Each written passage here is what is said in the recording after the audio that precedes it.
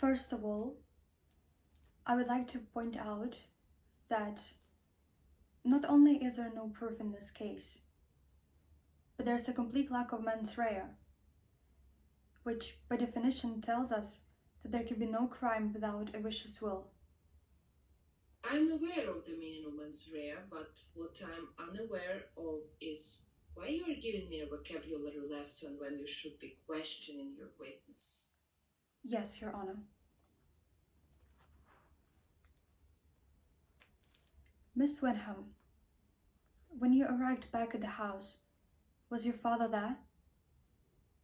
No, that I saw. But like I said, I went straight upstairs to take a shower. And when you came downstairs, what happened?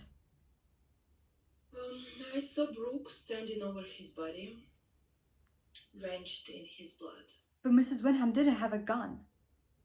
No, she stashed it by then.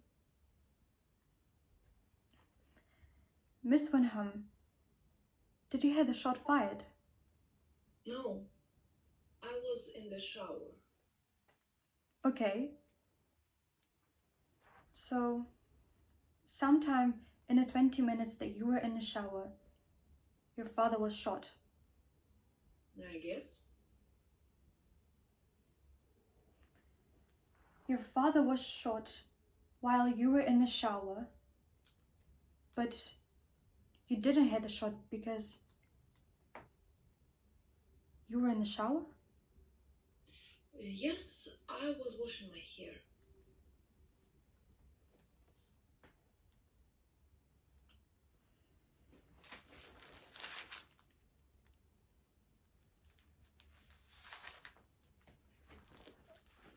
Miss Wenham,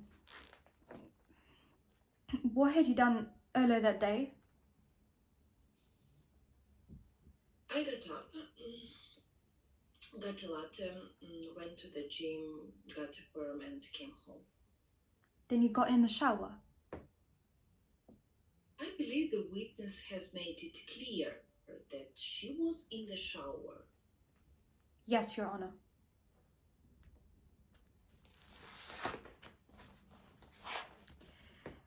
Miss Wenham, have you ever gotten a perm before?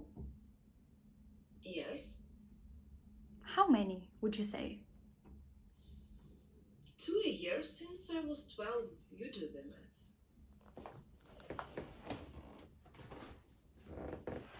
You know, a girl in my sorority, Tracy Markinger, got a perm once. We all tried to suck her out of it. Curls weren't a good look for her. She didn't have your bone structure. But thankfully, that same day, she entered the Beta Delta Pivot t-shirt contest, where she was completely hosed down from head to toe. Miss Wenham, why is that Tracy Markinger's curls got ruined when she got hosed down? Because they got wet? Exactly. Because isn't it the first cardinal rule of the perm maintenance that you're forbidden to wet your hair for at least 24 hours at the risk of deactivating the ammonium thioglycolate? Yes. And wouldn't somebody who's had, say, 30 perms before in their life be well aware of this rule? And if, in fact, you weren't washing your hair, as I suspect you weren't because your curls are still intact, wouldn't you have heard the gunshot? And if, in fact, you had heard the gunshot, Mrs. Wenham wouldn't have had time to hide the gun before you got downstairs, which would mean that you would have to have found Mrs. Wenham with a gun in her hand to make her story plausible. Isn't that right? She's my age. Did she tell you that? How would you feel if your father married someone who was your age? You, however, had time to hide the gun, didn't you, Chutney? After you shot your father. I didn't mean to shoot him. I thought it was you walking through the door. Oh my God.